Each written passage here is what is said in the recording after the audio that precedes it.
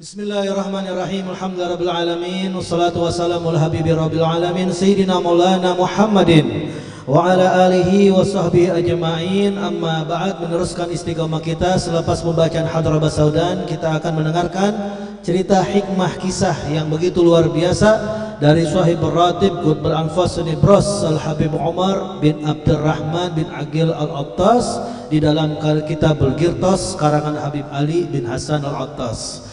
Sebagaimana telah kita ketahui bahwasannya Al-Habib Umar ini adalah seorang wali min auliyaillah, yang tanda-tanda atau ciri-ciri seorang aulia itu adalah sifat dermawan.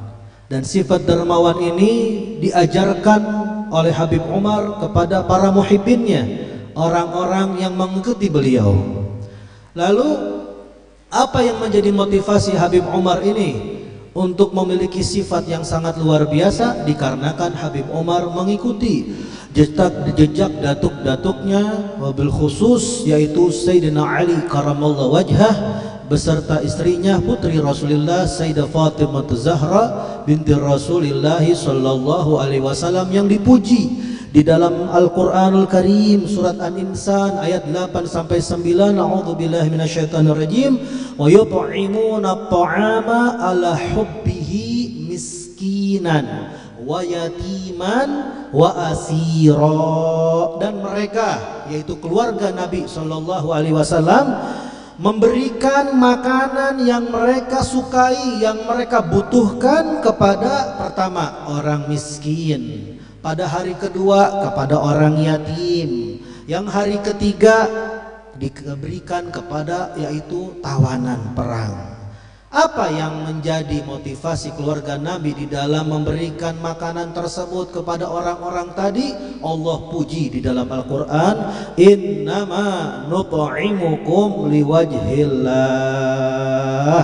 Kami memberikan makan kepada kalian hanya saja kami ini berharap terhadap ridho Allah. La nuridu minkum jazaan wala syukura.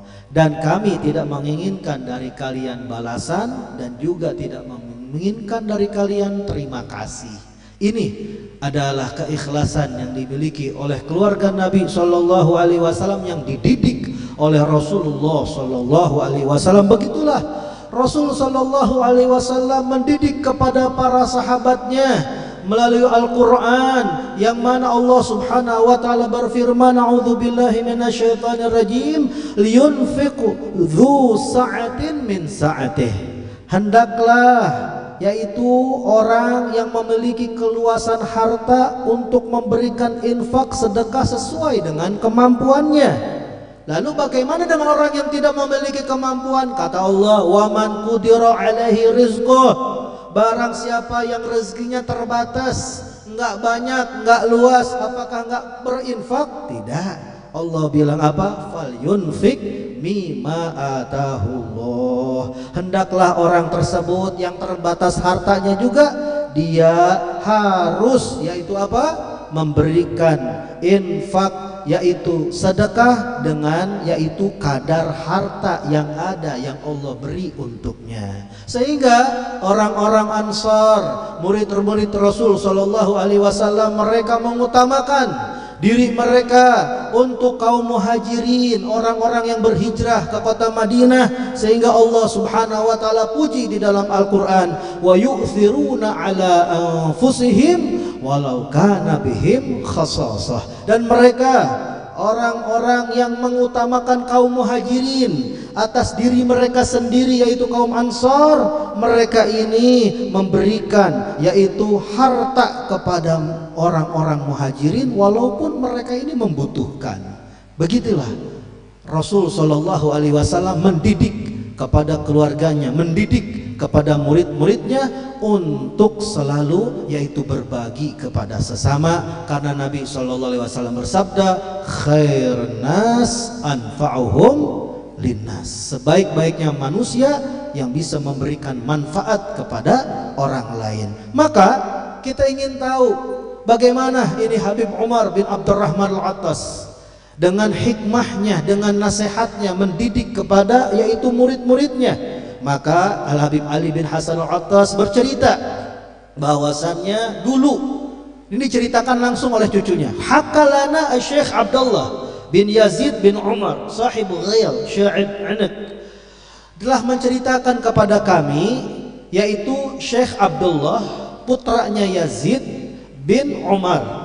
Beliau ini tinggal di daerah Ghayal, di perbukitan Anak, di daerah Wadi Ahmad, dekat dengan Huraidah. Beliau bercerita begini, qasada jaddi Umar Abdullah ibn Sa'id bin Yazid Sayyidina Umar bin Abdurrahman Al-Attas.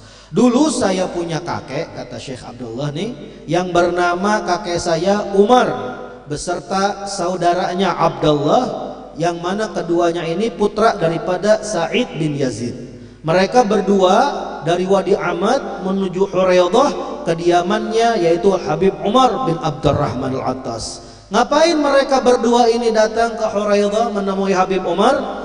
Mustashiranihi kaifa yasna'ani fi athqalin hasalat alaihima. Mereka berdua ingin bermusyawarah. Mereka berdua ini adalah muridnya Habib Umar, sehingga mereka ingin bertanya kepada gurunya, bermusyawarah tentang apa?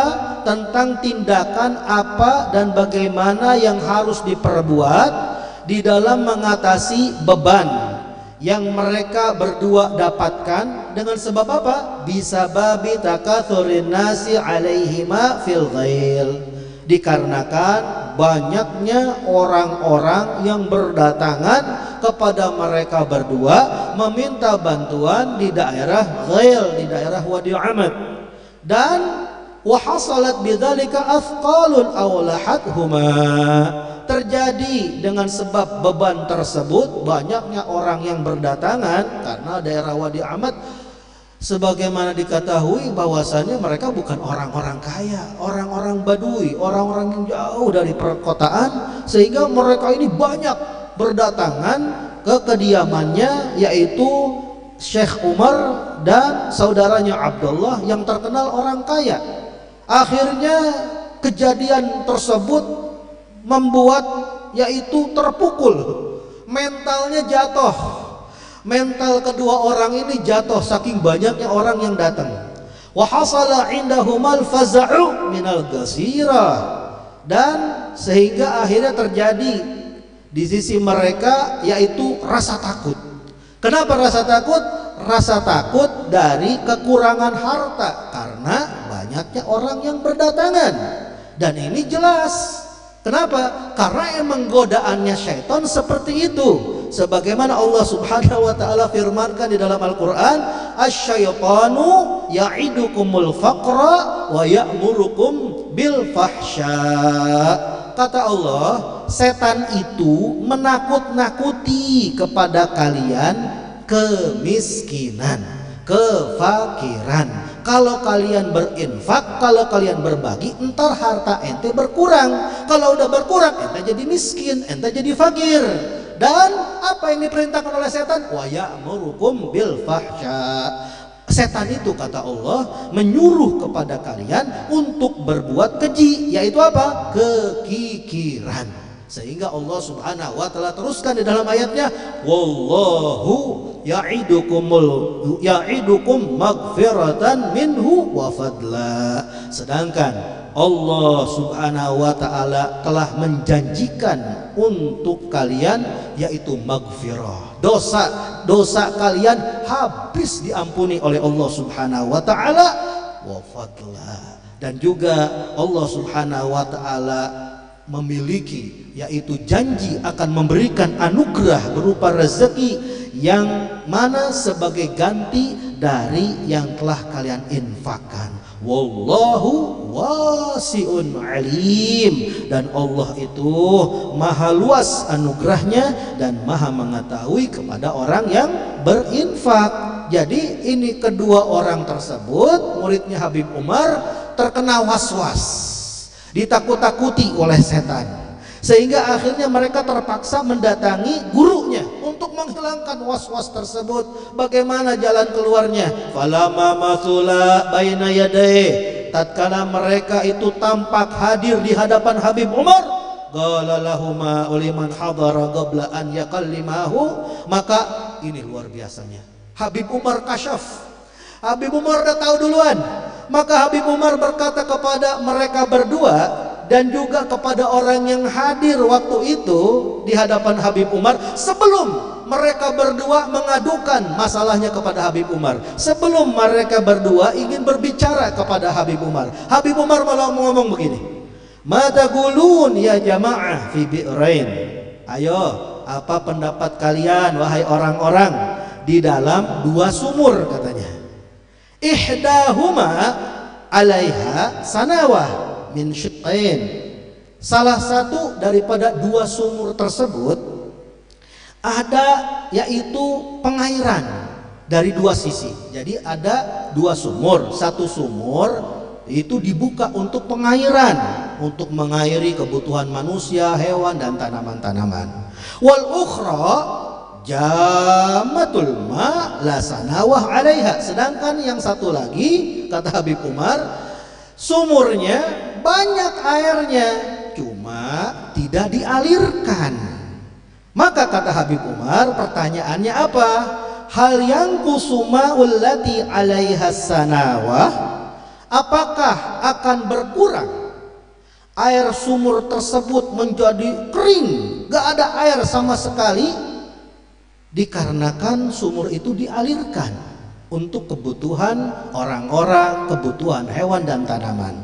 Au yazidu ma'ul jammah, atau sebaliknya, sumur yang satu lagi yang tidak dialirkan, yang banyak airnya, lalu air tersebut akan tumpah ruah sampai luber keluar kemana-mana.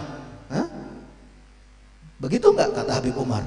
Faqalu lah, maka orang-orang yang memiliki akal sehat akan berkata, tidak, nggak mungkin dong yang namanya air sumur kalau dialirkan ya tetap airnya akan keluar dari dalam bumi, dari dalam tanah, nggak akan berkurang, akan kering walaupun dialirkan, karena emang fungsi sumur untuk diambil. Dan yang satu lagi yang nggak diambil, nggak dialirkan, nggak mungkin jadi penuh sampai luber, enggak, akan tetap seperti itu. Maka Habib Umar tanya lagi kualitas airnya. Faqala wa ayyatuhuma ma'uha atyabu wa a'dzab. Ayo, di antara dua sumur tadi, air sumurnya mana yang lebih segar, mana yang lebih tawar? Lalu maka orang-orang yang hadir waktu itu menjawab, allati 'alaiha sanawah. Oh, udah pasti wahai Habib, pasti sumur yang dialirkan. Kenapa? Karena air lamanya keluar, airnya ganti lagi dengan air yang baru dari dalam tanah. Otomatis air sumur tersebut lebih segar, lebih tawar, lebih baik. Faqala, maka kata Habib Umar, kalau kalian udah paham perbedaan dua sumur tersebut, ya, bahwasannya yang dialirkan gak akan pernah berkurang, yang gak dialirkan juga gak akan pernah bertambah sampai luber, dan kualitas air yang dialirkan lebih baik karena selalu berganti dengan air yang baru, sedangkan yang lama netep gak akan yaitu berkurang, tapi juga gak akan pernah bertambah, begitu aja netep air kualitasnya. Maka kata Habib Umar, fakadzalika, begitulah al-bait alladhi yahsul minhul infaq fil khairat wa ikramud duyuf.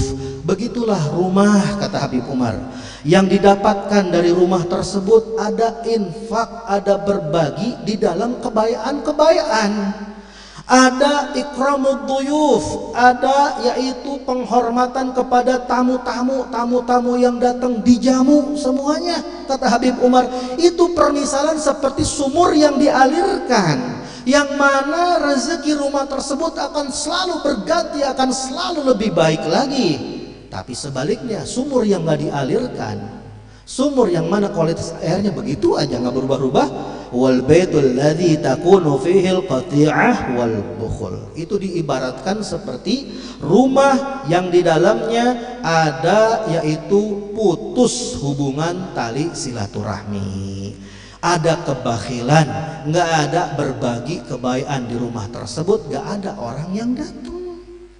Maka setelah Habib Umar ini berkata seperti itu, falama ajabahuma bima talaba qablas su'al, setelah Habib Umar menjawab terhadap yaitu keinginan kedua orang tadi, Syekh Abdullah dan saudaranya Syekh Umar, sebelum mereka bertanya kepada Habib Umar, insyarahat suduruhuma lil khair wa ikramud duyuf, maka menjadi lega, menjadi lapang dada hati mereka berdua untuk selalu berbagi kebaikan dan menjamu tamu-tamu yang datang ke kediaman mereka di daerah Ghail Wadi Ahmad.